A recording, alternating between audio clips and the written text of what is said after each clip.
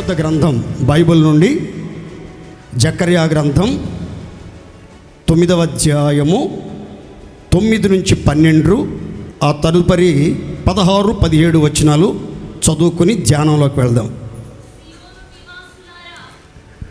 సియోను నివాసులారా బహుగా సంతోషించుడి, యెరూషలేము నివాసులారా ఉల్లాసముగా ఉండండి. నీ రాజు నీతిపరుడును రక్షణ గలవాడును దీనుడునై గాడిదను గాడిద పిల్లను ఎక్కి నీ యొద్దకు వచ్చుచున్నాడు. ఎఫ్రాయిములో రథములుండకుండా నేను చేసేదను,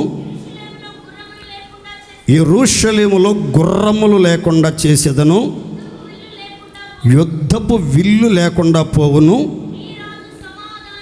నీ రాజు సమాధాన వార్త అన్యజనులకు తెలియజేయును. సముద్రము నుండి సముద్రము వరకు, యూఫ్రటీసు నది మొదలుకొని భూదిగంతముల వరకు ఆయన ఏలును. మరియు నీవు చేసిన నిబంధన రక్తమును బట్టి తాము పడిన నీరు లేని గోతిలో నుండి చెరపట్టబడిన నీ వారిని నేను విడిపించదను. బంధకములలో పడియుండియు నిరీక్షణ గలవారులారా మీ కోటను మరలా ప్రవేశించండి, రెండంతలుగా మీకు మేలు చేసేదనని నేడు నేను మీకు తెలియజేయుచున్నాను. 16, 17 నా జనులు యెహోవా దేశములో కిరీటమందలి రత్నముల వలె ఉన్నారు గనుక కాపరి తన మందను రక్షించున్నట్లు వారి దేవుడైన యెహోవా ఆ దినమున వారిని రక్షించును. వారు ఎంతో క్షేమముగా ఉన్నారు, ఎంతో సొగసుగా ఉన్నారు. ధాన్యము చేత యవ్వనులను, క్రొత్త ద్రాక్షారసం చేత యవ్వన స్త్రీలను వృద్ధి నొందుదురుగాక. జకర్యా ప్రవచనాత్మకంగా యేసు యొక్క జైత్ర యాత్రను గూర్చి ముందుగా ప్రవచించాడు. సియోను నివాసులారా బహుగా సంతోషించండి, యెరూషలేము నివాసులారా ఉల్లాసంగా ఉండండి, బహుగా సంతోషించండి, హృదయములో ఉల్లాసంగా ఉండండి. ఎందుకు సంతోషం, బహు సంతోషం కలిగి విజయోత్సవాలతో ఆనంద ధ్వని చెయ్యాలి? ఎందుకు ఉన్నతమైన ఉల్లాసం హృదయంలో కలిగి ఉండాలి? ఎందుకు జయధ్వనులు చెయ్యాలి అనంటే, నీ రాజు నీతిపరుడు, నీ రాజు సాత్వికుడు, నీ రాజు దీనుడు, నీ రాజు గాడిదను గాడిద పిల్లను ఎక్కి గాడిద పిల్ల మీద ఆసీనుడై గాడిద మీద కూర్చొని నీ యొద్దకు వచ్చుచున్నాడు, నీ యొద్దకు వచ్చుచున్నాడు. ఆయన ఎందుకు వస్తున్నాడు నీ యొద్దకు అనంటే, సముద్రము నుండి సముద్రము వరకు, యూఫ్రటీసు నుండి భూదిగంతముల వరకు ఉన్నటువంటి ప్రాంతాలను ఏలుబడి చేయటానికి, సర్వాధికారముతో పరిపాలన చేయటానికి ఆయన వస్తున్నాడు. ఆ రాజు ఎవరు?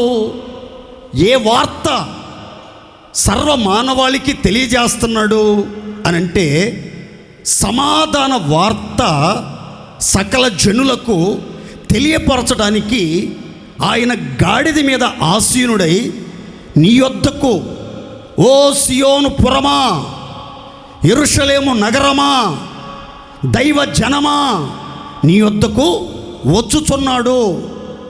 ఎందుకు వస్తున్నాడు? ఏలుబడి చేయటానికి. ఆయన ఏలుబడిలో ప్రజలు ఎలా ఉంటారు? ఆయన రాజ్యంలోని ప్రజలకు ఆ శాంతి రాజు, షాలేము రాజు చేసే ఘనకార్యాలేంటి? ఆ రాజ్యములో రారాజు ఏలుబడిలో ఉన్నటువంటి ప్రజలు, ఆయన ఆధిపత్యానికి అప్పగించుకున్న ప్రజలు ఎంత దీవెనకరంగా జీవిస్తారు అనే సంగతులు ఇప్పుడు నేను మీకు చెప్పిన రెఫరెన్స్లు అన్నిట్లో చక్కగా రాయబడ్డాయి. ఆ మాటలన్నీ మీరు వివరంగా చదువుకోవాలి. ఆ తర్వాత మీరు ధ్యానం చేయాలి.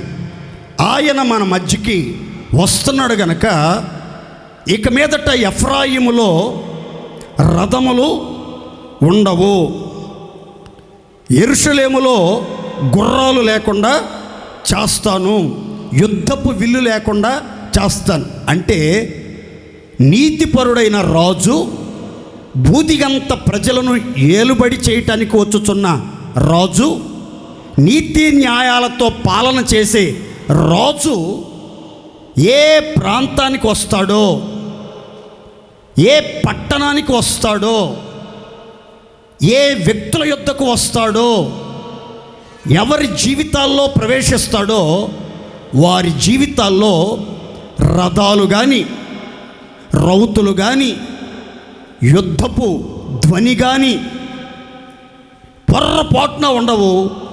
యుద్ధాలన్నీ మాన్పివేస్తాడు.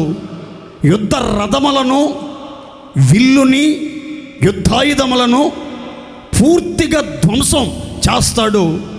శాంతి పాలన చేస్తా సమాధాన రాజ్యం స్థాపిస్తాడు. కాబట్టి మన జీవితంలో ఒక్కొక్కరం ఈరోజు ఆ శాంతి రాజుని, నీతిపరుడైన రాజుని, గాడిద పిల్ల మీద ఆసీనుడై నిన్ను వెతుకుచు నీ యొద్దకు వచ్చుచున్న రాజుని నీవు ఆహ్వానించగలిగితే, నీ ఇంట చేర్చుకోగలిగితే, నీ హృదయంలో చేర్చుకోగలిగితే, ఆయన ఆధిపత్యానికి అప్పగించుకోగలిగితే, నీ హృదయంలో ఉన్నటువంటి భయాలు, మానసిక ఒత్తిడి, నిరాశ, సమస్యలు, అపజయాలు అన్నీ తొలగించబడతాయి. సమాధానం కలుగుతుంది, ధైర్యం కలుగుతుంది, జయమే సిద్ధించునుగాక. గట్టి చెప్పుకోండి హల్లెలూయా. ఎంతకాలం మీ జీవితంలో నిరాశలో ఉండి నిట్టూర్పులు విడిచారా? అపజయాలతో ఆవేదన చెందుతున్నారా? భయకంపితమైన హృదయంతో తల్లడిల్లిపోతున్నారా? సమస్యల సుడిగుండాల మధ్యలో జీవితం ఏమైపోద్దో, పిల్లల భవిష్యత్తు ఏమైపోద్దో, కుటుంబ వ్యవస్థ ఏమైపోద్దో, భవిష్యత్తు ఎలా ఉంటుందో అని ఆందోళనతో అలజడి చెందుతున్నావా? ఒక్కసారి అరుదెంచుచున్న రాజుని నీ గుండె లోతుల్లోనికి ఆహ్వానించి చూడు. ఒక అద్భుతం ఇప్పుడే నీవు అనుభవించుదువుగాక. గట్టిగా చెప్పండి హల్లెలూయా.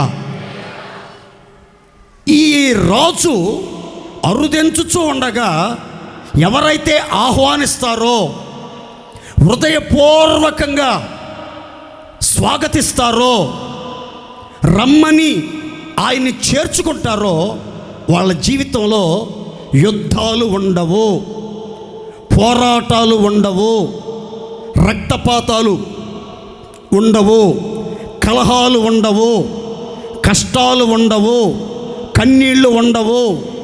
ఎటువంటి శ్రమలు, శోధనలు, ప్రతికూల పరిస్థితులు లేకుండా అన్ని వైపులా సమాధానం స్థిరపరుస్తాడు, నెమ్మదిని కలుగజేస్తాడు, నది వలె సమాధానం ప్రవహింపజేస్తాడు. ఊహకు మించిన ఉన్నతమైనటువంటి గొప్ప కార్యాలు జరిగిస్తాడు. అంత మాత్రమే కాకుండా చెరపట్టబడినటువంటి వారిని, నీరు లేని గోతిలో పడిపోయి పైకి రావాలని, లేవనెత్తబడాలని నీళ్లు సమృద్ధిగా పుచ్చుకొని జీవించాలని, చెరలో నుండి, బందీ గృహలో నుంచి, చీకటి బిలములో నుంచి విమోచించబడాలని నిరీక్షణతో ఎదురు చూస్తున్నటువంటి వారికి ఆ రాజు నిబంధన రక్తాన్ని బట్టి ఆ చెరలో ఉన్నటువంటి వారిని నీరు లేని గోతిలో పడిపోయి లేవనెత్తే వారి కోసం ఆశతో ఎదురు చూస్తున్నటువంటి వారిని చెయ్యి పట్టి లేవనెత్తునుగాక. అందరు చెప్పాలి గట్టిగా హల్లెలూయా. మీరు ఏ చెరలో పట్టబడి ఉన్నా, పాపపు చెరలో పట్టబడి ఉన్నా, సాతాను చెరలో పట్టబడి ఉన్నా, అవమానాల చెరలో పట్టబడి ఉన్నా, నిందల చెరలో పట్టబడి ఉన్నా, వ్యసనాల చెరలో పట్టబడి ఉన్నా, అప్పుల చెరలో పట్టబడి ఉన్నా, అనారోగ్యం అనే చెరలో అల్లకల్లోలమైపోతూ ఉన్నా, నిన్ను విడిపించడానికి నీరు లేని గోతిలో పడి లేవనెత్తబడాలని ఆశతో కన్నులెత్తి చూచుచున్న నీకోసం నీవు పడిన చోటికే ఆయన వాహనమెక్కి వచ్చి నీకు చెయ్యందించి ఉన్నతమైన స్థాయికి లేవనెత్తుతాడు. చెరను చెరిపేస్తాడు, బంధకాలు తెంచేస్తాడు, మహా గొప్ప భాగ్యం మనకి ప్రసాదిస్తాడు.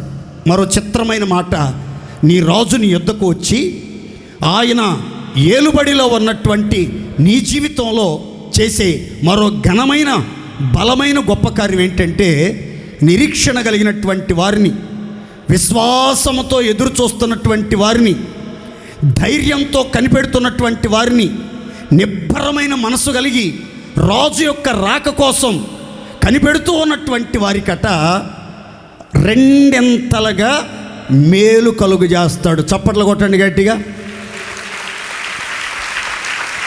రెండంతలుగా మేలు కలుగు చేస్తాడు. అంత మాత్రం కాదు, యెహోవా దేశములో ఉన్నటువంటి వారందరూ కూడా ఆయన కిరీటములోని రత్నాల్లాగా ప్రకాశిస్తారు. విలువైన వారిగా, ఘనమైనటువంటి వారిగా, మహిమగల వ్యక్తులుగా మార్చబడతారు. అంత మాత్రమే కాదండి, దేవుని యొక్క రాజ్య పాలనలో, రాజు యొక్క ఏలుబడిలో ఆయన ఆధిపత్యానికి అప్పగించుకున్నటువంటి ప్రజలు ఎప్పుడూ ఎల్లప్పుడూ ఎలా ఉంటారంటే, బైబిల్ చెప్తున్న చక్కని మాట, వారు ఎంతో క్షేమముగా ఉన్నారు, వారు ఎంతో సౌందర్యంగా, అందంగా, ఆకర్షణీయంగా ఉన్నారు. ధాన్యము చేత యవ్వనులను, క్రొత్త ద్రాక్షారసము చేత యవ్వన స్త్రీలు వృద్ధి పొంది కళకళలాడుతూ ఎంతో ఆనందంగా, ఆశీర్వాదానికి కారణంగా, ఎంతో సొగసుగా, ఎంతో దేదీప్యమానంగా, ఎంతో కన్నుల పండగగా, మరెంతో క్షేమదాయకంగా ఉన్నట్లుగా బైబిల్ గ్రంథం చెప్తుంది.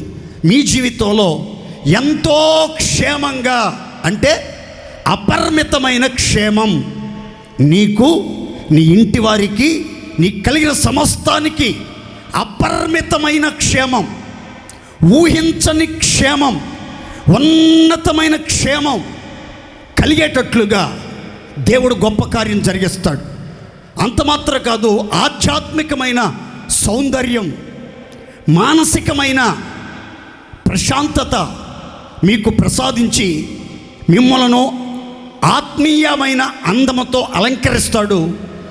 మీరు, మీ యవ్వన బిడ్డలు అన్ని రంగాలలో అభివృద్ధి చెంది వర్ధిల్లుచు సంపూర్ణ సౌఖ్యం కలిగి, నెమ్మది కలిగి, నిండు ఆయుష్యముతో వర్ధిల్లుదురుగాక. ఇట్టి శ్రేష్టమైన దీవెనలన్నీ మీ సొంతం కావాలి అనంటే, ఈ మొదటి మాటలో మీతో చెప్తున్నటువంటి సుందరమైన మాట గుర్తుపెట్టుకోండి. అరుదెంచుచున్న రాజుని ఆహ్వానించే హృదయం మనకు ఉండాలి. అరుదెంచుచున్న రాజుని ఆహ్వానించే హృదయం మనం కలిగి ఉండాలి. నీ యొద్దకు వచ్చుచున్నా, నీ యొద్దకు అరుదెంచుచున్నా, నిన్ను సమీపించుచున్న నీ జీవితానికి, నీ కుటుంబానికి, నీ పరివారమునకు రాజుగా, రక్షకుడుగా, నాయకుడుగా, కాపరిగా, శాంతి ప్రదాతగా, మేలు చేయు దేవునిగా, చెరలో నుంచి విడిపించే దేవుడుగా, కాపరి అయి కాపాడే దేవుడుగా, క్షేమాన్ని, సౌందర్యాన్ని, అభివృద్ధిని కలుగజేసే దేవుడుగా ఉండి నిన్ను ఏలుబడి చెయ్యాలి అని అంటే ఈ యొక్క ప్రత్యేక ఆరాధనలో మీరంతా గమనించాలి. నీ యొద్దకు అరుదించుచున్న రాజుని నీవు హృదయపూర్వకంగా నీ హృదయములోనికి ఆహ్వానించాలి, నీ ఇంటిలోనికి ఆహ్వానించాలి, నీ పట్టణములోనికి ఆహ్వానించాలి. నీ జీవితం అంతటిలో ఆయన అధికారానికి అప్పగించుకొని, ఇది మొదలుకొని, నా దేవా, నా ప్రభువా, నీవు నా రాజువి, నేను నీ బిడ్డను, నీ రాజ్య నివాసిని అని నువ్వు చెప్పగలిగితే మొట్టమొదటి నీ జీవితంలో రాజు చేసే కార్యం ఏంటంటే నీ దుఃఖాన్ని సంతోషంగా మారుస్తాడు. ఉసూరుమంట కూర్చున్న నిన్ను ఉల్లాసంతో నింపి ధైర్యపరచునుగాక. గట్టిగా చెప్పుకోండి హల్లెలూయా. నీ రాజు మొట్టమొదటి నీ జీవితంలో బహు సంతోషాన్ని ప్రసాదిస్తాడు. ఎంతమంది ఆరాధనలో దుఃఖంతో వచ్చారో, కన్నీళ్లతో వచ్చారో, శ్రమలతో నలిగిపోతూ వచ్చారో, ఎంతకాలం ఈ మానసిక క్షోభ, ఎంతకాలం ఈ కుటుంబ సమస్యలు, ఎంతకాలం ఈ ఆర్థిక ఇబ్బందులు, ఎంతకాలం ఈ అనారోగ్యం సమస్యతో నలిగిపోవాలి అని ఏడ్పు నిట్టూర్పల మధ్యలో దుఃఖాక్రాంతులై, చింతాక్రాంతులై, వేదన పడుతూ, వ్యసన పడుతూ, కృంగి కృషించి నిరాశల చెరలో, నీరు లేని గోతిలో చెరపట్టబడిన ప్రజగా ఏ మేలు అనుభవించలేక బలము ఉడికిపోయి, నెమ్మది దూరమైపోయి,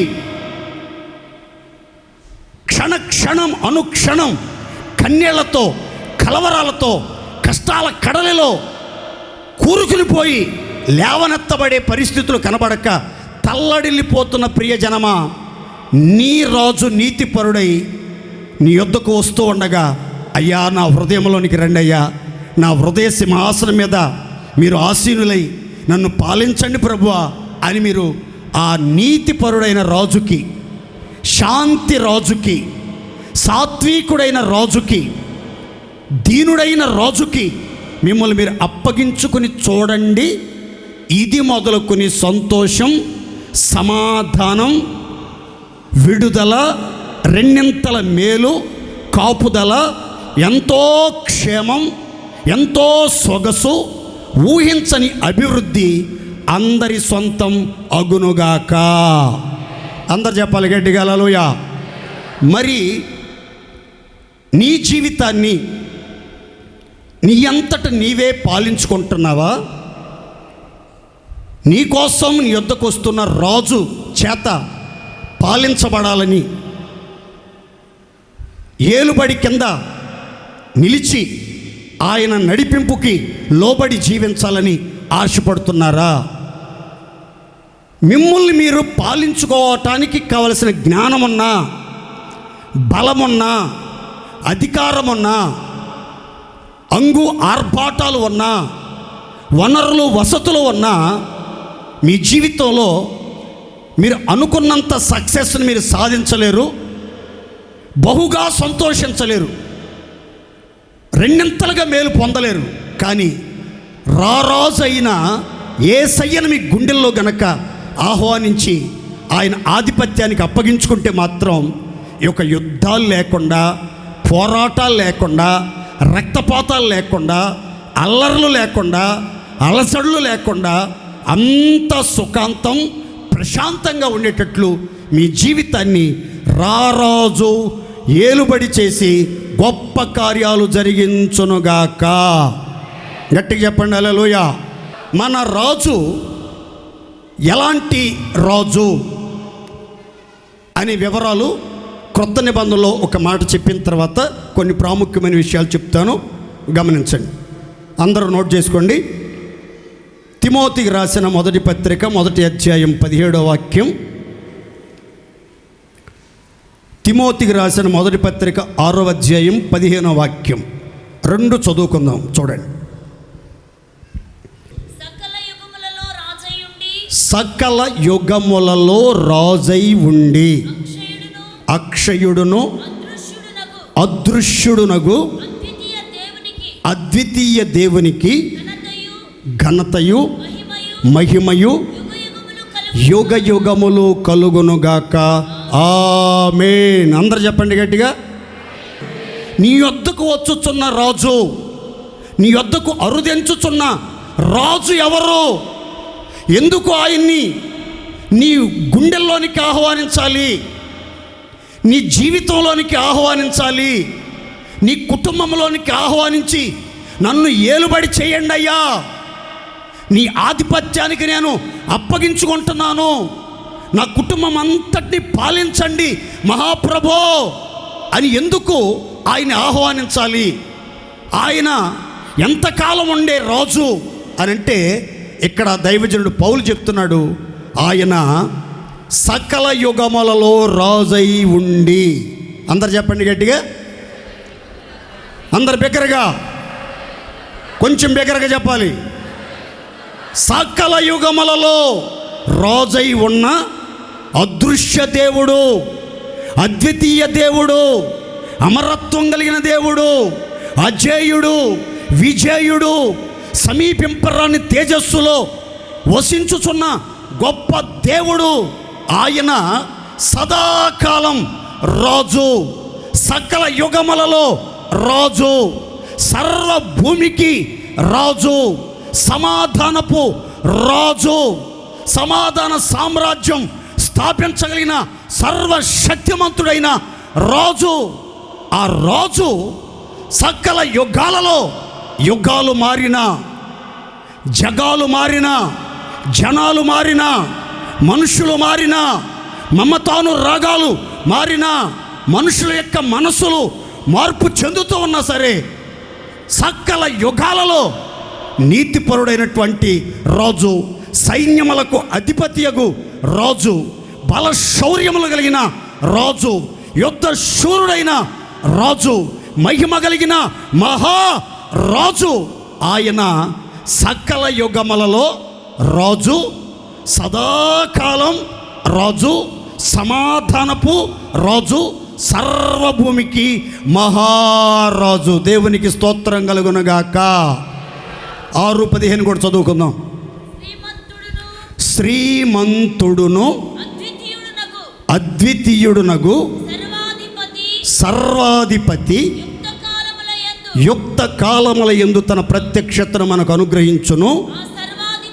ఆ సర్వాధిపతి రాజులకు రాజు, ప్రభువులకు ప్రభు అయి ఉన్నాడు. చప్పట్లు కొడదాం గట్టిగా సంతోషంగా.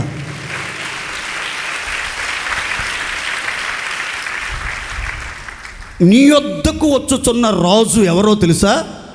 శ్రీమంతుడు అంటే సంపదల గని, సంపదల గని, స్థిరమైన కలిమి, ఐశ్వర్యం, జీవం, ఘనత ఆయన యొద్దే ఉన్నాయి. ఆయన సంపదల గని, గుప్పిలు విప్పి గుండెల్లో కోరికలన్నీ తృప్తిపరచగలిగిన గొప్ప దేవుడు, శ్రీమంతుడైన ఆ శ్రీమంతుడు, అద్వితీయుడు, సర్వాధిపతి, సర్వలోకానికి అధిపతి, మొదటివాడు కడపటివాడు, సర్వాధిపతి అయిన దేవుడు. ఆయన సర్వాధిపతి అంటే అర్థం ఏంటంటే సర్వలోకానికి పతి అంటే భర్త, అంటే భరించువాడు, పోషించువాడు అని అర్థం. సర్వాధిపతి, శ్రీమంతుడు, అద్వితీయుడు అంటే ఆ రాజు తప్ప వేరే రాజు సర్వయుగాల్లో ఉండడు, శ్రీమంతుడై ఉండడు, ఆయన సర్వాధిపతి అయి ఉండడు. ఏ దేశానికైనా రాజు ఉన్నాడు, అధ్యక్షుడు ఉన్నాడు, ప్రెసిడెంట్ ఉన్నాడంటే ఒక 5 సంవత్సరాలు, 10 సంవత్సరాలు, 15 సంవత్సరాలు, 20 సంవత్సరాలు, లేదా బ్రతికి బాగుంటే అలీ ఖమేనీ లాగా ఒక 50 సంవత్సరాలు రాజ్య పరిపాలన చేయొచ్చేమో. కానీ నేను ప్రకటించే రాజు మాత్రం అద్వితీయుడు, అంటే ఏకైక రాజు, భూప్రపంచమంతటికి రాజు, భూపతులకు అధిపతి అయిన రాజు, సర్వాధిపతి అయిన రాజు. ఆయన ఆషామాషి రాజు కాదు, దేన దరిద్రుడైన రాజు కాదు, దిక్కులేని రాజు కాదు. ఆయన ఎవరంటే శ్రీమంతుడు. దేవునికి మహిమ కలుగునుగాక. మరి ఆ శ్రీమంతుడైన దేవుణ్ణి నీ హృదయంలోనికి, నీ జీవితంలోనికి, నీ కుటుంబంలోనికి ఆహ్వానించి, అయ్యా నీవు సముద్రం నుండి సముద్రం వరకు, యూఫ్రటీస్ నుండి భూదిగంతముల వరకు ఏలుబడి చేయుచున్నావు. నీ ఏలుబడిలో నా జీవితం, నా కుటుంబం, నా సంఘం, నా పట్టణం ఉండనిమ్మండి అని దేవుణ్ణి వేడుకోగలిగితే, అరుదెంచుచున్న అద్వితీయ రాజుని ఆహ్వానించగలిగితే, నీ గుండె సింహాసనం మీద ఆసీనుడై నిన్ను ఏలుబడి చేస్తాడు, సమృద్ధిని ప్రసాదిస్తాడు, సమాధానాన్ని ప్రసాదిస్తాడు, సర్వ సంపదలు ప్రసాదిస్తాడు, సమస్యలన్నీ రూపుమాపుతాడు, గొప్ప కార్యాలు ఇది మొదలుకొని మీ జీవితంలో అనుభవించి ఆనందించుదురుగాక. గట్టిగా చెప్పండి హల్లెలూయా, హల్లెలూయా. 2, ఆనందింపదగిన రాజు. ఆనందించదగిన రాజు నీ యొద్దకు వచ్చుచున్నాడు. ఆనందించదగిన రాజు నీ యొద్దకు వచ్చుచున్నాడు. 149వ కీర్తన 2, 3, 5 శరణాలు చదువుకుందాం. ఇజ్రాయేలీయులు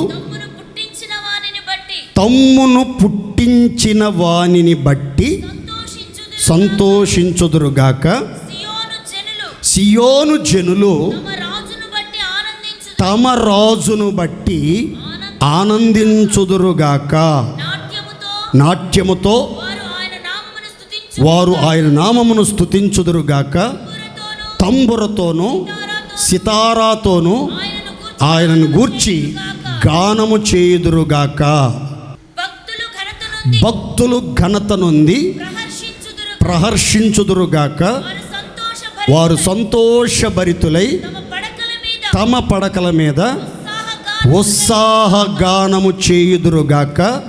వారి నోట దేవునికి చేయబడు ఉత్సాహ స్తోత్రములు ఉన్నవి. చప్పట్లు కొట్టి ఒకసారి సంతోషంగా దేవుని మహిమపరుద్దాం. 2వ మాట మీరు నోట్బుక్లో రాసుకునేటప్పుడు రాసుకోండి. ఆనందించదగిన రాజు. ఇక్కడ రాయబడిన మాట మీకు వివరంగా చెప్తాను. ఇజ్రాయేలీల సర్వ సమాజమట తమ్మును సృజించిన రాజును బట్టి సంతోషిస్తున్నారట. సియోను నివాసులు, సియోను నగరవాసులు తమ రాజ్యాన్ని, పట్టణాన్ని పాలించుచున్నటువంటి రాజును బట్టి ఏం చేస్తున్నారంటే అందరూ ఆనందధ్వని చేస్తున్నారు. ఓ సియోను నివాసులారా, మీ ఆనందానికి కారణం ఏంటి?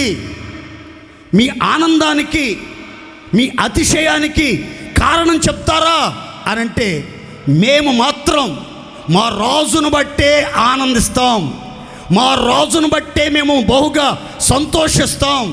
తంబురలతో, సితారలతో, నాదములతో, మృదంగములతో, మ్రోగడి కంచులతో, నాట్యములతో ఆయన్ని స్తుతించుచు, ఆరాధించుచు, మహిమపరచుచు మా రాజును బట్టి మేము ఎల్లప్పుడూ ఆనందధ్వని చేస్తాం అని భక్తులు చెప్తున్నట్లుగా ఈ లేఖనంలో మనం గమనిస్తాం. ఈరోజు ఎందుకు మనం మన రాజును బట్టి ఆనందించాలి అని అంటే, అందరూ గుర్తుపెట్టుకోండి, మన రాజు ఎవరో తెలుసా? మనలను పుట్టించినవాడు. నోరు తెచ్చి చెప్పండి గట్టిగా.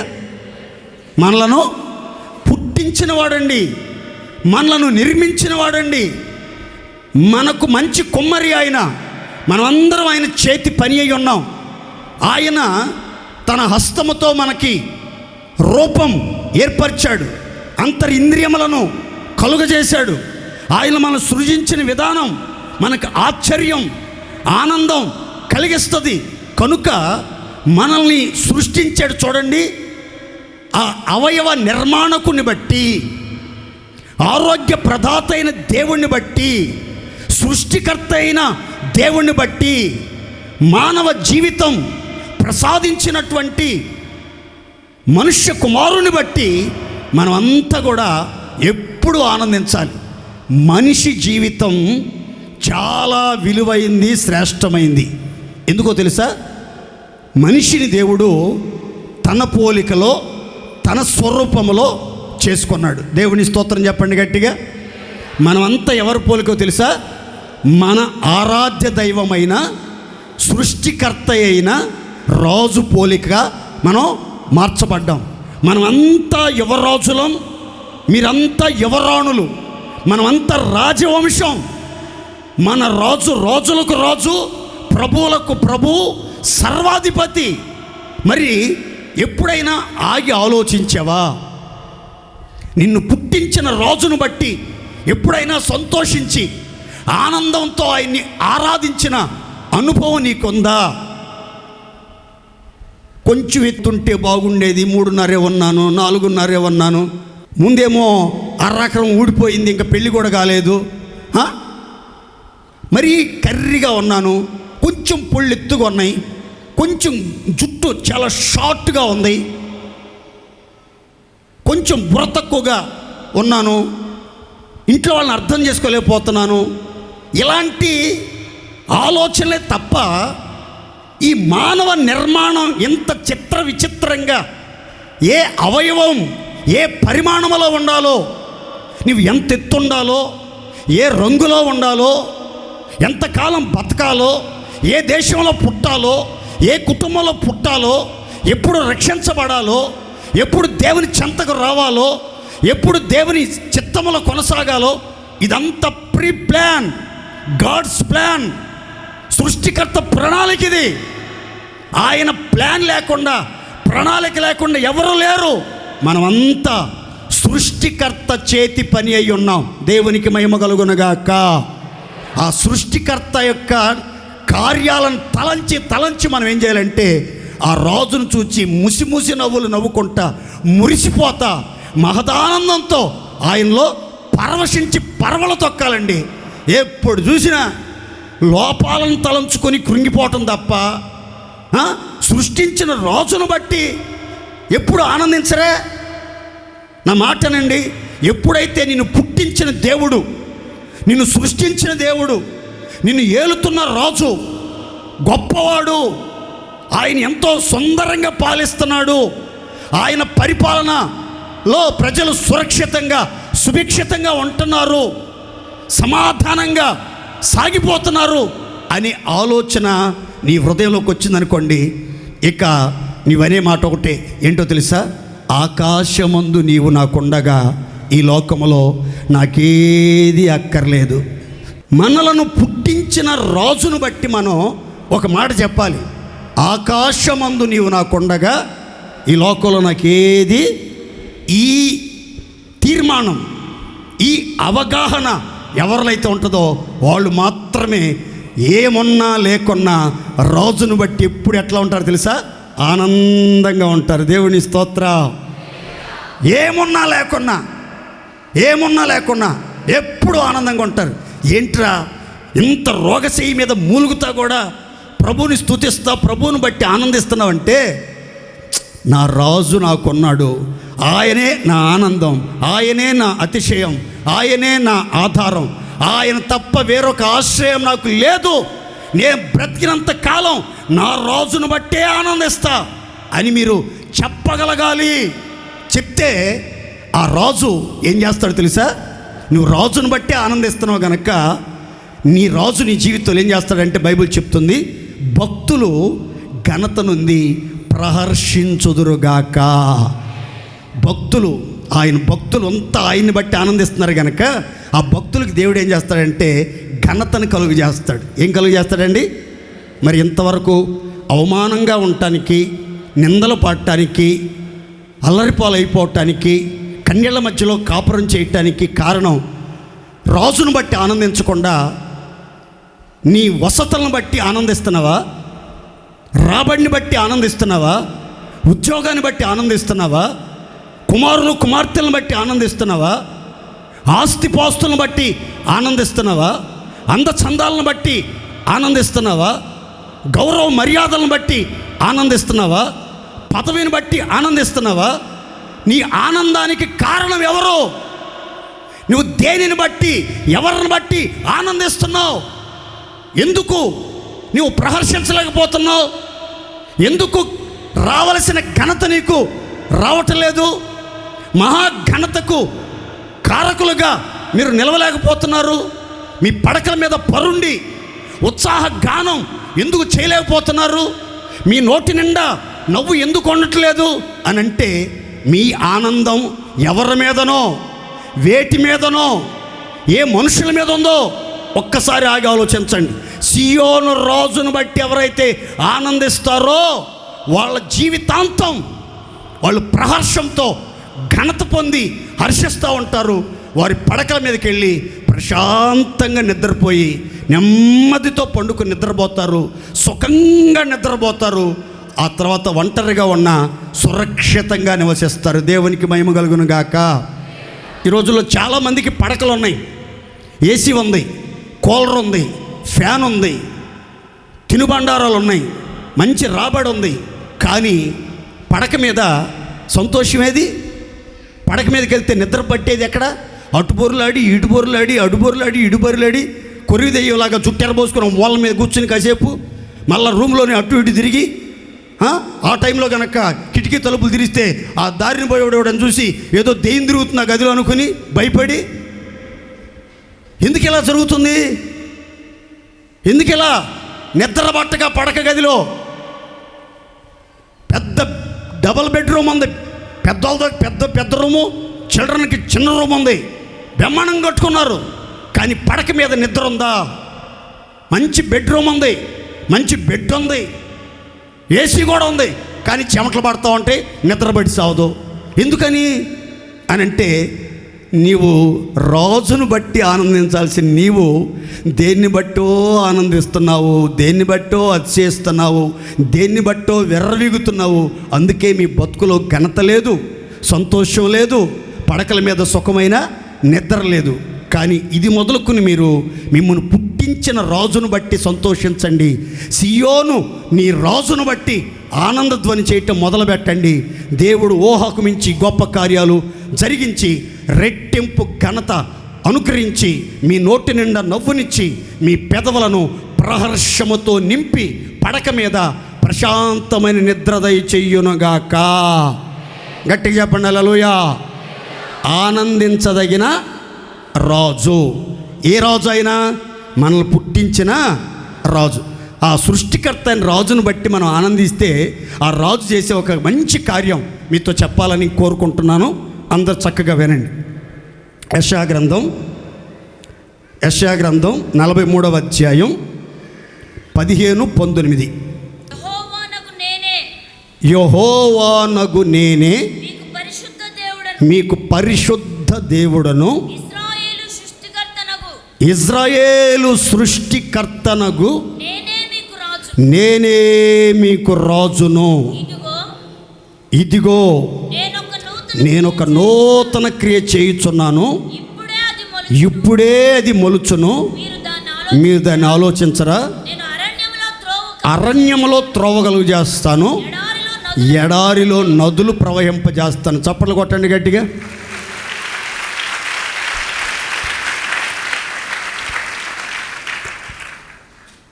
ఇజ్రాయేలు సృష్టికర్తయగు నేనే మీ రాజుని, ఇజ్రాయేలును పుట్టించిన నేనే మీ రాజుని. నేను ఇజ్రాయేలు పరిశుద్ధ దేవుడను, రోషము కలిగిన దేవుడను, ఇజ్రాయేలు సరిహద్దుల్లో మహాఘనుడైన దేవుడను అని దేవుడు చెప్తున్నాడు. తనే స్వయంగా చెప్తున్నాడు, సృష్టికర్తనైన నేనే మీ అందరికీ రాజుని అని. ఆ పుట్టించిన రాజు మీద లక్ష్యం ఉంచి ఆయన్ని బట్టి ఆనందిస్తే మన జీవితంలో జరిగే ఒక అద్భుతమైన కార్యం ఏంటంటే, ఇదిగో నేను నీ జీవితంలో, నీ కుటుంబంలో, నీ భవిష్యత్తులో ఒక్క నూతన క్రియ చేయుచున్నాను, అది ఇప్పుడే ప్రారంభమవుతున్నది. అందరూ సంతోషం చెప్పండి గట్టిగా హల్లెలూయా. ఖచ్చితంగా సృష్టికర్తను బట్టి, రాజును బట్టి ఆనందించే వాళ్ళందరి జీవితాల్లో ఈరోజే ఇది మొదలుకొని గమనిస్తూ ఉండండి, ఒక నూతన క్రియ ఖచ్చితంగా ప్రారంభించబడునుగాక. ఎలాంటి నూతన క్రియ? విచిత్రమైన మాట చెప్తాను, తలపైకి చూడండి. ఎలాంటి నూతన క్రియ? అరణ్యములో త్రోవ కలుగు చేస్తాడు, ఎడారిలో నదులు ప్రవహింపజేస్తాడు. అరణ్యములో త్రోవలు ఉండవండి. అరణ్యం అంతా ఎలా ఉంటుందంటే గోతులతో ఉంటుంది, గోతులతో ఉంటుంది. నివాసాలు ఉండవు, జనులు ఎక్కడ కనబడరు. కరువు, క్షామం, భయంకరమైన ప్రతికూల పరిస్థితులు ఉంటాయి.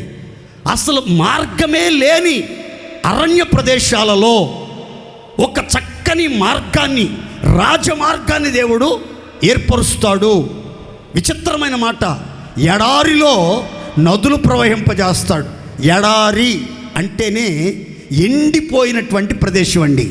అసలు ఎక్కడ మీకు నీటి ఓట అనేది కనబడదు, ఎక్కడ చెట్టు చేమ అనేది కనబడదు. ఎటు చూసినా ఎడారి ప్రాంతం, నిర్మానుష్యమైనటువంటి ప్రదేశం, మహా ఎండకు కాలిపోయి ఉంటుంది.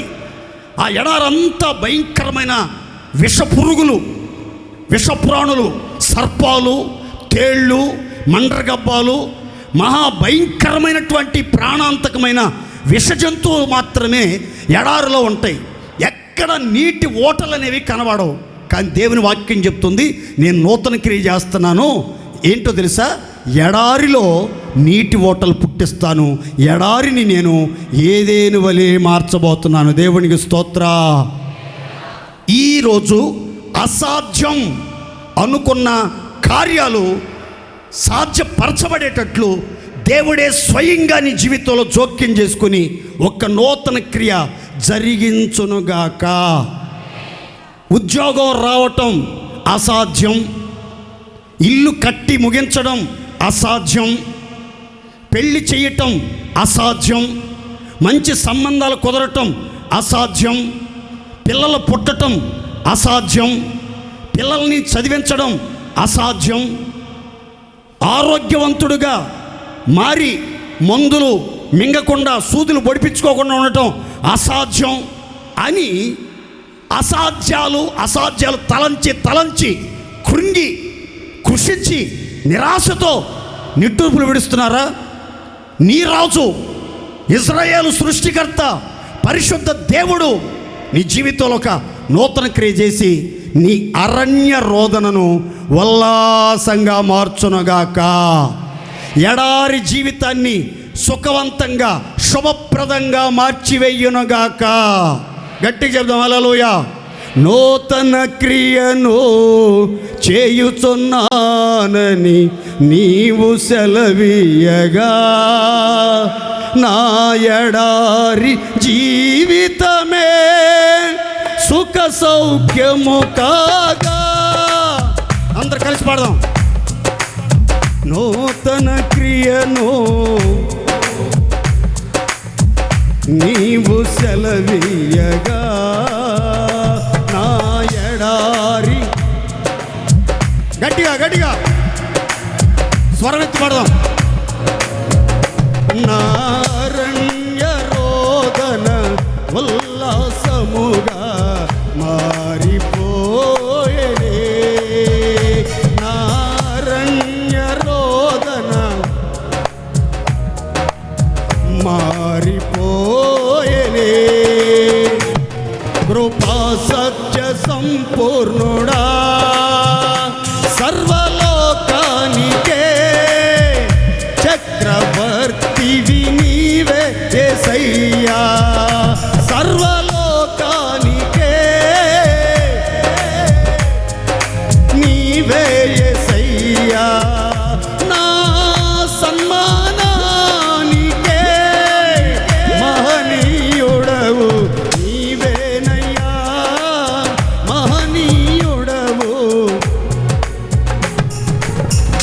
నా సమ్మానానికే మహనీయుడవు.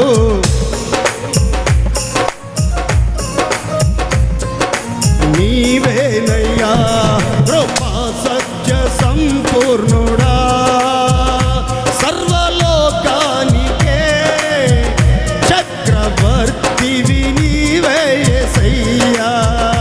సర్వలోకానికే చక్రవర్తివి నీవే యేసయ్యా. నా సన్మానానికే మహనీయుడవు, మహనీయుడవు నీవేనయ్యా, మహనీయుడవు నీవేనయ్యా, మహనీయుడవు నీవేనయ్యా, మహనీయుడవు నీవేనయ్యా, మహనీయుడవు నీవేనయ్యా, మహనీయుడవు నీవేనయ్యా, మహనీయుడవు నీవేనయ్యా, మహనీయుడవు నీవేనయ్యా, మహనీయుడవు నీవేసయ్యా. హల్లెలూయా. అరుదించుచున్న రాజుని ఆహ్వానించినప్పుడు ఎన్నో చిత్ర విచిత్రమైన కార్యాలు జరుగుతాయని మనం నేర్చుకున్నాం.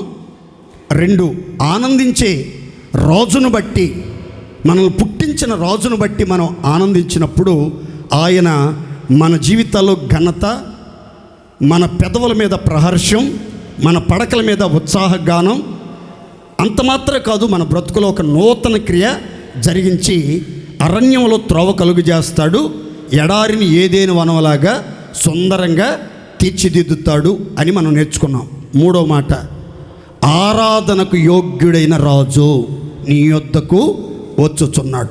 ఆరాధనకు యోగ్యుడైన రాజు నీ యొద్దకు వచ్చుచున్నాడు. 45వ కీర్తన 11వ శరణం. ఈ రాజు నీ ప్రభువు, అతడు నీ సౌందర్యమును కోరినవాడు, అతనికి నమస్కరించుము. చప్పట్లు కొట్టండి ఒకసారి సంతోషంగా. ఈ రాజు గాడిద మీద ఎక్కి, గాడిద మీద ఆసీనుడై నీ యొద్దకొచ్చుచున్న ఈ రాజు ఎవరు? ఆయన నీ ప్రభువు, నీ సర్వాధిపతి, ప్రభువులకు ప్రభువు. ఆయన నీ యొద్దకు వస్తున్నాడు. ఆయన నీ సౌందర్యాన్ని కోరుకున్నాడు, నీ సౌందర్యాన్ని కోరుకున్నాడు. కాబట్టి నీవు ఆయనకు నమస్కరించుము. ఒక్కసారి నోరు తెచ్చి చెప్పండి గట్టిగా, ఆయనకు. ఇంగ్లీష్ బైబిల్లో నమస్కరించుము అన్న చోట వర్షిప్ అనే మాట రాసి ఉంటుంది. వర్షిప్ అంటే ఆరాధించుము, మ్రొక్కుము, సాగిలపడుము, కొనియాడుము, భజన చేయుము అనే మాట. పూజించుము అనే మాటలు మీరు చూస్తారు. నీ రాజుని యొద్ద నుంచి కోరుకుంటున్నటువంటి కార్యం ఏంటి?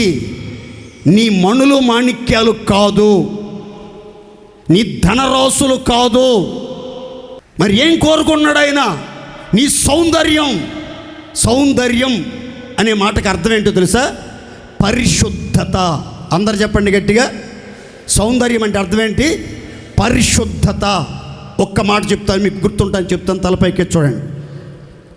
రాజు ఇచ్చే భోజనం పానము పుచ్చుకొని తమ శరీరాలను అపవిత్రపరచుకోవటం ఇష్టం లేనటువంటి ఆ 3 యవనస్తులు ఏం చేశారు అని అంటే, శాఖ ధాన్యాదులు తమకు ఇప్పించమని, 10 రోజులు మమ్మల్ని పరీక్షింపమని ఆ నపుంసకుల అధిపతిని విన్నవించుకున్నారు. అతడు సమ్మతించాడు. 10 రోజుల తర్వాత రాజుగారి భోజనం భుజించిన బాలుర ముఖముల కంటే ఈ శాఖ ధాన్యాదులను పుచ్చుకొని ప్రార్థనలో ఎదుగుతూ పవిత్రతని కాపాడుకుంటున్నటువంటి ఈ యవ్వనస్తులట ఎలా కనబడ్డారంటే, సౌందర్యముగాను కళగాను వారి ముఖాలు కనబడ్డాయి. దేవునికి మహిమ కలుగును గాక. ఇక్కడ సౌందర్యం అంటే భౌతికమైన అందం కాదు, భౌతికమైన అందం కాదు, వాళ్ళ తీర్మానములో నుండి వచ్చిన పరిశుద్ధమైన అలంకారమే అది ఒక సౌందర్యంగా వాళ్ళ ముఖాల్లో ప్రత్యక్షపరచబడింది. మీ జీవితాల్లో కూడా యేసయ్య మిమ్మల్ని కోరుకుంటుంది ఏంటంటే, మీ పరిశుద్ధతే దేవునికి కావాలి. పరిశుద్ధత లేకుండా ఎన్ని కార్యక్రమాలు చేసినా దేవునికి మీరు అంగీకారం కాదు. పరిశుద్ధత లేకుండా ఎన్ని కార్యక్రమాలు చేసినా, మీరు నిలువు దోపిడీలు సమర్పించినా, లక్షలు పరిచర్య కొరకు ఖర్చు పెట్టినా, శరీరాన్ని నలగగొట్టుకుని రాత్రింబగళ్ళు మందిరంలో పడి పరిచర్య చేసిన పరిశుద్ధత లేకపోతే దేవుడు మిమ్మల్ని అంగీకరించడు. మీరు చేసే ఆరాధన కూడా ఆయన లక్ష్య పెట్టడు. బైబిల్ చెబుతున్న మాట, ఈరోజు నీ ప్రభు ఆయన్ని సౌందర్యాన్ని మాత్రమే కోరుతున్నాడు. ఆ సౌందర్యంతో నీవు ఆయన్ని ఆరాధించాలి. ఆ సౌందర్యంతో నీవు ఆయనకి నమస్కారం చెయ్యాలి. యవ్వనస్తులైనా పెద్దలైనా అనుభవ జ్ఞానం కలిగినటువంటి ఆత్మ సంబంధులైన గుర్తుపెట్టుకోండి, విశ్వాస జీవితంలో, క్రైస్తవ ప్రపంచంలో అన్నిటికంటే ముఖ్యమైనది దేవుడు మనలో కోరుకుంటున్నటువంటిది ఏంటో తెలుసా? పరిశుద్ధత అనే సౌందర్యం. దేవునికి మహిమ కలుగును గాక. ప్రతిష్ఠిత అనే సౌందర్యం దేవుడికి చాలా చాలా చాలా చాలా ఇష్టం. ఆ పరిశుద్ధత లేకుండా ఎన్ని భజన కార్యక్రమాలు చేసినా, ఎన్ని పాటలు పాడినా, ఎంత ఆరాధన చేసినా, ఎన్ని కార్యాలు దేవుడి నిమిత్తం మంచి కార్యాలు చేసినా ఏ ఫలితమో ఉండదండి. అందుకే మనల్ని మనం పరిశుద్ధపరచుకొని ప్రభుకి ఆరాధన చేయటం ఆశీర్వాదకరం. ఆ రాజుని మనం పూజించినప్పుడు, ఆ రాజుకి మనం నమస్కరించినప్పుడు, ఆ రాజుని మనం ఆరాధన చేసినప్పుడు ఆత్మతో సత్యంతో ఆ రాజు ద్వారా మనకు కలిగే ఒక ఆశీర్వాదం మీతో చెప్తాను. మత్తయి సువార్త 2వ అధ్యాయం 1వ వాక్యం 11, 12 వచనాలు రాసుకోండి. నేను మీకు చెప్తాను వివరంగా. తూర్పు దేశం నుంచి వచ్చినటువంటి జ్ఞానులు హేరోదు దగ్గరికి వెళ్ళి అడుగుతున్నారు, యూదుల రాజుగా పుట్టినవాడు ఎక్కడా? మేము ఆయన నక్షత్రమును చూచి ఆయనను పూజింపవచ్చితిమి. ఏం చేయటానికి వచ్చారు? పూజింపవచ్చితిమి. 11వ వచనంలోకి వచ్చేసరికి ఏమని ఉంటుందంటే, ఆ నక్షత్రమును చూచి వారు అత్యానంద భరితులై ఇంటిలోనికి వచ్చి మరియను యేసేపును చూచి ఆ శిశువును చూచి శిశువుకి సాగిలపడి నమస్కరించి పెట్టెలు విప్పి కానుకలు సమర్పించి ఆయనను పూజించిరి. దేవునికి మహిమ కలుగునుగాక. రాజుని పూజించిన తర్వాత, రక్షకుణ్ణి పూజించిన తర్వాత, పరిశుద్ధుడైన శిశువుని పూజించిన తర్వాత ఏం జరిగింది? ఆ రాత్రి స్వప్నమందు ప్రభువు దూత చేత వారు బోధించబడిన వారై హేరోదునొద్దకు వెళ్ళక వేరొక మార్గమున, మరియొక మార్గమున తమ దేశానికి వెళ్ళిపోయారు. దేవునికి మహిమ కలుగునుగాక. ఇక్కడ మీరు జాగ్రత్తగా గమనించండి. ఎవరైతే రాజును పూజిస్తారో, రాజుని ఆరాధిస్తారో, రాజుకి నమస్కరిస్తారో, పరిశుద్ధతతో ఆయన్ని ఆరాధించి ఆనందిస్తారో, వారి జీవితంలో ఏం జరుగుతుందో తెలుసండి? దేవుని చేత, దేవదూతల చేత, నిర్ణయించబడిన సేవకుల చేత అవసరమైన ఉపదేశాలు, అవసరమైన బోధలు, అవసరమైన సందేశాలు మీకు బోధించబడతాయి. ఆరాధించే వారికి మాత్రమే అవి అర్థమవుతాయి. వాళ్ళు గ్రహించగలుగుతారు, ఆ సత్యాన్ని వాళ్ళు తెలుసుకోగలుగుతారు, వాళ్ళ జీవితాన్ని మార్చుకోగలుగుతారు. దేవునికి మహిమ కలుగునుగాక. ఇక్కడ ఆ జ్ఞానులు ఆరాధించడం మొదలుపెట్టారు, పూజించడం మొదలుపెట్టారు. అప్పుడే ఉపదేశం ప్రారంభించబడింది. దేవుని చేత బోధించబడతా ఉన్నారు. ఈరోజు మీరు దేవుని చేత బోధించబడుతున్నారా? దేవుని దూతల చేత మీకు బోధ, ఉపదేశం, దైవ సందేశం మీకు బోధించబడుతుందా? నీకు అవసరమైన బోధ,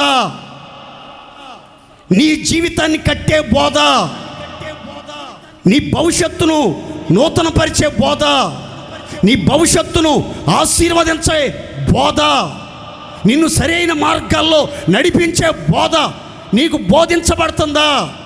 ఈ బోధ నా కోసమే, నేను మార్పు చెందాలి, సరిచేయబడాలి, దేవునికి ఇష్టమైన పాత్రగా మార్చబడాలి, దేవుని చిత్తం గ్రహించాలని నువ్వు తెలుసుకోగలుగుతున్నావా?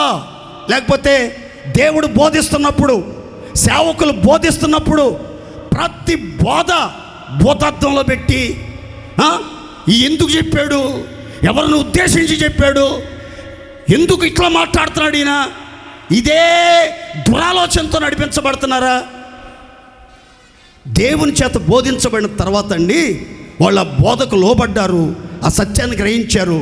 దేవుని దూత ఏం చెప్పాడంటే, హేరోదు దగ్గరికి మీరు వెళ్ళొద్దు, మరి ఒక మార్గంలో మీ దేశానికి, మీ గమ్యానికి మీరు వెళ్ళిపోండి అని అంటే, వాళ్ళు హేరోదు దగ్గరికి వెళ్లకుండా మరి ఒక మార్గమున, వేరొక మార్గమున వారి గమ్యస్థానం చేరుకున్నారు. దేవునికి మహిమ కలుగునుగాక. మరి ఆరాధించే వారిలో నేను చెప్పాలనుకున్న చిన్న మాట ఏంటంటే, రాజుని ఎవరైతే ఆరాధిస్తారో హృదయపూర్వకంగా, పరిశుద్ధతతో ఎవరైతే రాజుకి పూజిస్తారో, సాగిలపడి ఆయనకి నమస్కారం చేస్తారో, వాళ్ళ మనసు మారిద్ది, వాళ్ళ మార్గాలు మారతాయి, వాళ్ళ యొక్క సహవాసం మారుతుంది, వాళ్ళ యొక్క రూట్ మారిపోద్ది, వాళ్ళ ఉద్దేశాలన్నీ మారిపోతాయి. మరి ఇన్ని సంవత్సరాలుగా దేవుణ్ణి ఆరాధించడానికి మందిరానికి వస్తున్నారు కదా, పునాది రాళ్ళమని చెప్తున్నారు కదా, వారం సన్నిధికి వస్తున్నారుగా, వాక్యం వింటున్నారుగా, మరి మీరు మార్గం మారుతుందా? ఏ రోజు వద్దకు వెళ్ళొద్దు అంటే మరి మీరు ఏ రోజు దగ్గరికి వెళ్తున్నారా? ఏ రోజు లాంటి దుర్మార్గులైన మనుషుల దగ్గరికి, కరుడుగట్టిన మనుషుల దగ్గరికి, హానికరమైన మనుషుల దగ్గరికి, రాక్షసుల లాంటి మనుషుల దగ్గరికి, రాబందుల్లాగా పిక్కు తినే మనుషుల దగ్గరికి, సంఘాన్ని సర్వనాశనం చేయటానికి పూనుకున్న వ్యక్తుల దగ్గరికే వెళ్తున్నారా?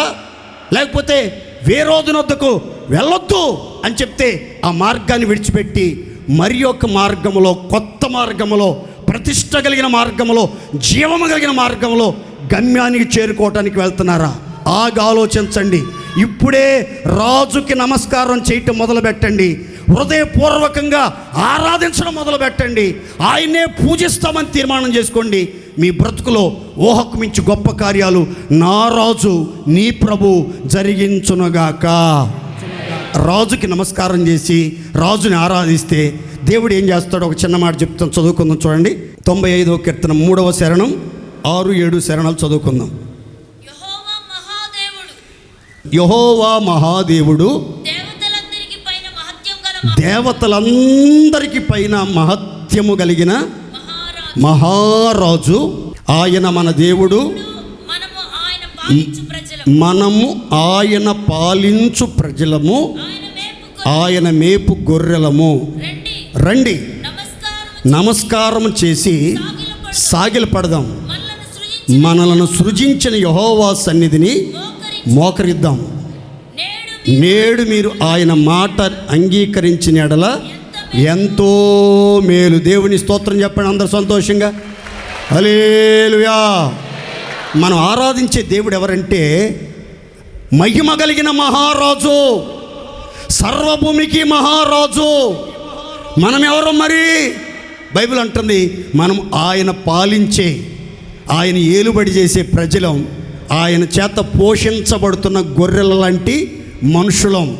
అంత మాత్రమే కాదు, మనల్ని ఆయన పోషిస్తున్నాడు గనక, మనల్ని ఆయన పాలిస్తున్నాడు గనక, మనల్ని ఆయన ఏలుకుంటున్నాడు గనక రండి చిన్నలు, పెద్దలు, యవనస్తులు, వృద్ధులు అందరూ ఏకముగా కూడి ఆయన సన్నిధిలో మోకరించుదాము.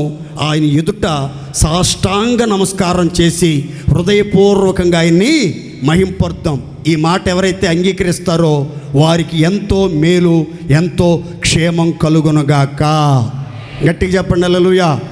మహారాజు ఎవరు ఆయనకి సాగిలపడి ఆరాధిస్తారో వాళ్ళ జీవితాల్లో ఎలాంటి కార్యాలు చేస్తాడంటే గుర్తుపెట్టుకోండి, ఆయన మిమ్మల్ని పాలిస్తాడు, ఆయన మిమ్మల్ని పోషిస్తాడు.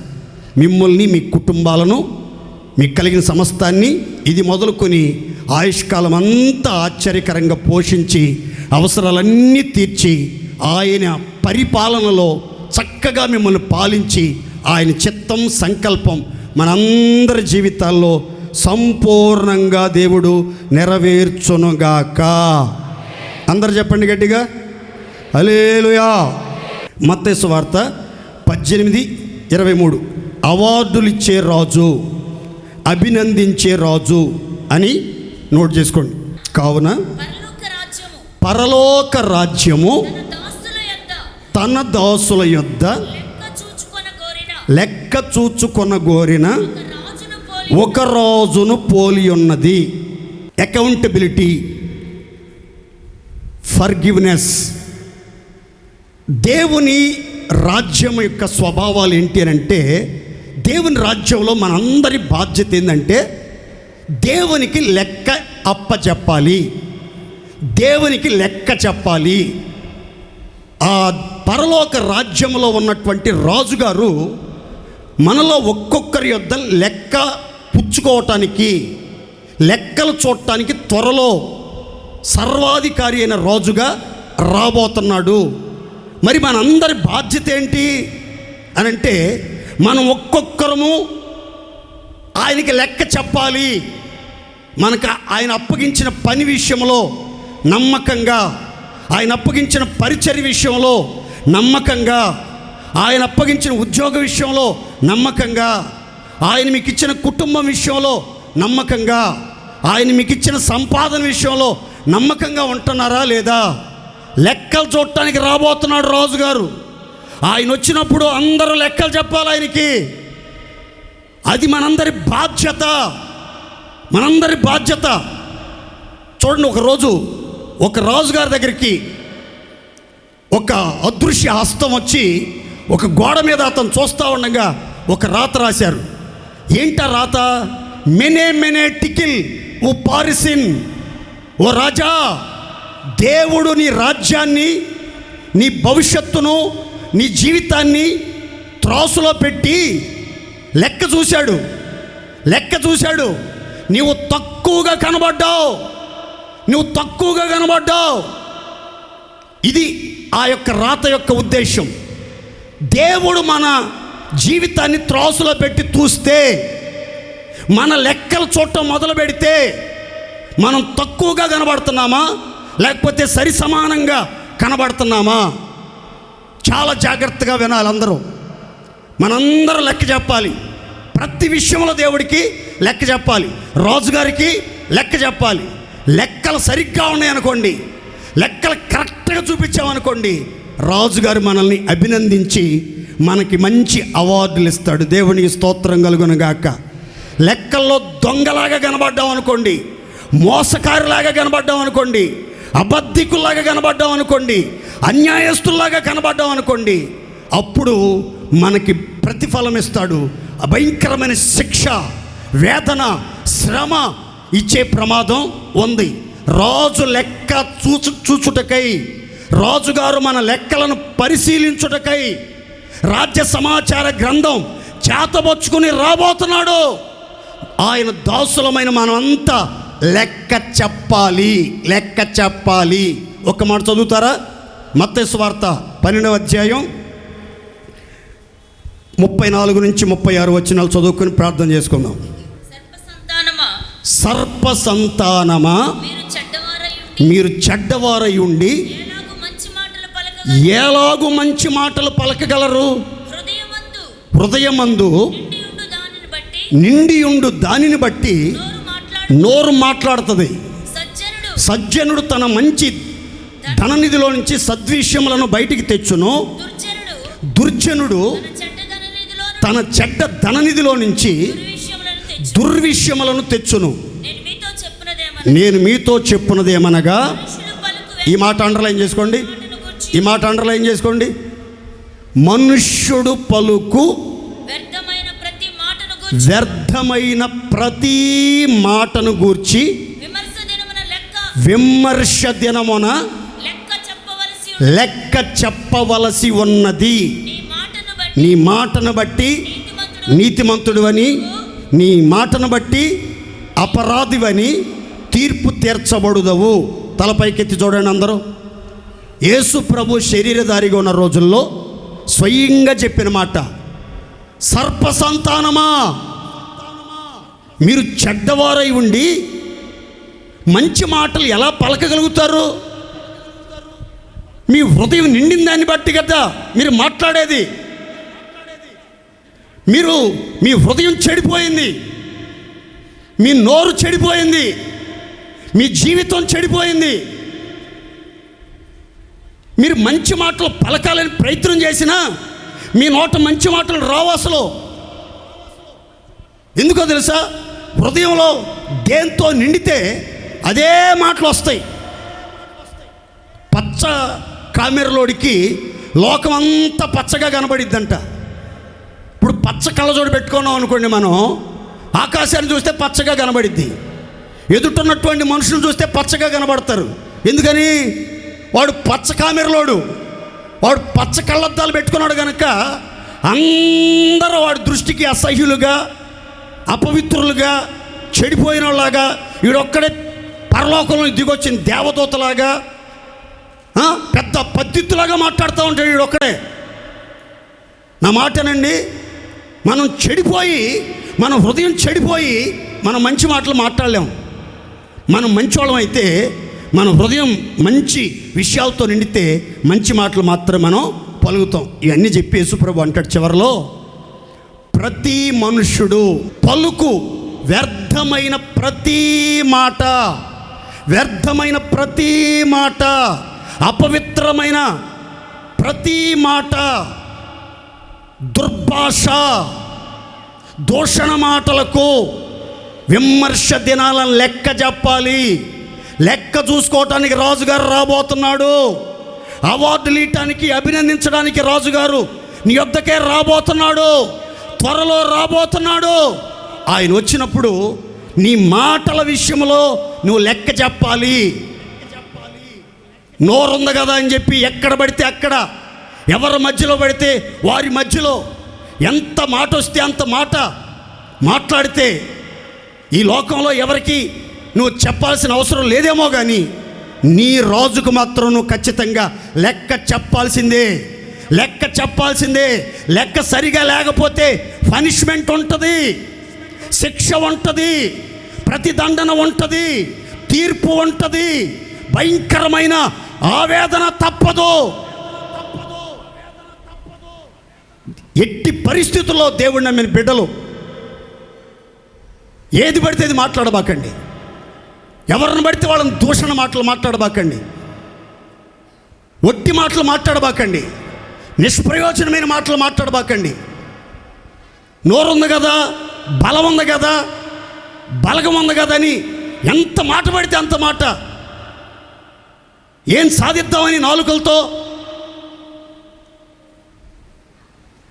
దేనికోసం ఎంత అతిశయిస్తున్నావు, దేనికోసం ఎంత గర్వంతో విర్రవీగుతున్నావు? నోటి మాటల జాగ్రత్త. విమర్శ దినాన లెక్క చెప్పాలి.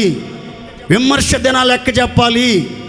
నోటి మాటలు రాజుగారు వచ్చేదాకా కూడా నోరు సరిగా లేకపోతే భూలోకంలో ఏమైందో తెలుసండి? జకర్యా గ్రంథంలో రాసి ఉంటుంది, వారి నాలుకలు వారి నోట్లో ఉండగానే కుళ్ళిపోతున్నాయి, వారి కళ్ళు వాళ్ళ కన్ను త్వరలో ఉండగానే కుళ్ళిపోతున్నాయి, వారి దేహాలు ఉన్న పోటునే పురుగు బట్టి కుళ్ళిపోతున్నాయి. మనిషి బతికే ఉంటాడు, దేహం అంతా కుళ్ళిపోతూ ఉంటుంది. మనిషి బాగానే ఉంటాడు, కన్ను త్వరలో కుళ్ళిపోయి పాడైపోతూ ఉంటాయి. నోరు బాగానే ఉంటుంది, నోట్లో నాలుక కుళ్ళిపోయి పుళ్ళొచ్చేసి భయంకరమైన దుస్థితి. నా కళ్ళతో నేను చూశానండి. మా ఊరిలో ఒక అతన్ని నా కళ్ళతో చూశాను. నేను చిన్న వయసులో 10 సంవత్సరాల వయసులో ఉన్న ఒక వ్యక్తిని, అతను మందిరానికి వెళ్ళి వాళ్ళ భార్యని భయంకరమైన దుర్భాషలు, మందిరం నుంచి లేటుగా వచ్చిందనుకోండి వాళ్ళ భార్య చర్చి దగ్గరికి వెళ్ళి పాస్టర్ గారిని భయంకరమైన దుర్భాషలు, పాస్టర్ గారికి ఆమెకు లేనిపోయి సంబంధాలు పెట్టి భయంకరంగా దూషణ మాటలు మాట్లాడేవాడు. చివరికి 55 సంవత్సరాల వయసులోనే ఆయన మంచం పడ్డాడు. చాలా రోజులు మంచంలో తీసుకోనంటే అందరూ చూడటానికి వెళ్తున్నారు విచిత్రంగా. ఆడుకుంటూ నేను కూడా వెళ్ళి చూశాను. ఒక పక్కంతా కుళ్ళిపోయి పురుగులు లొకలొకలొకలొకలుగా ఆడుతున్నాయి. కంటి త్వరలో నుంచి సీము రక్తం కారుతూ ఉంది, నీళ్లు కారుతూ ఉన్నాయి, సూపు సరిగా కనబడతలేదు. నోరంతా పుండ్లు వచ్చేసి రక్తం దారాలుగా నోట్లో నుంచి కారుతుంది. భయం వేసిందండి. పెద్ద కేకలేసుకుంటే ఇంటికి వచ్చి నేను ఆ రాత్రి నాకు చలిజ్వరం వచ్చేసింది ఆ వ్యక్తిని చూసి. నా మాటనండి, మీరు పలికే ప్రతి వ్యర్థమైన మాటకు శిక్ష ఉంటుంది ఈ లోకంలోనే. ఆ తర్వాత ఈ లోకాన్ని తప్పించుకొని పైకెళ్తే విమర్శ రోజున అందరి లెక్కలు, అందరి సమాచార గ్రంథం, అందరి బ్రతుకులు బట్టబయలయ్యే ఆ రోజు నీ నోటి మాటలను బట్టి నీవు విమర్శలోనికి వస్తావు.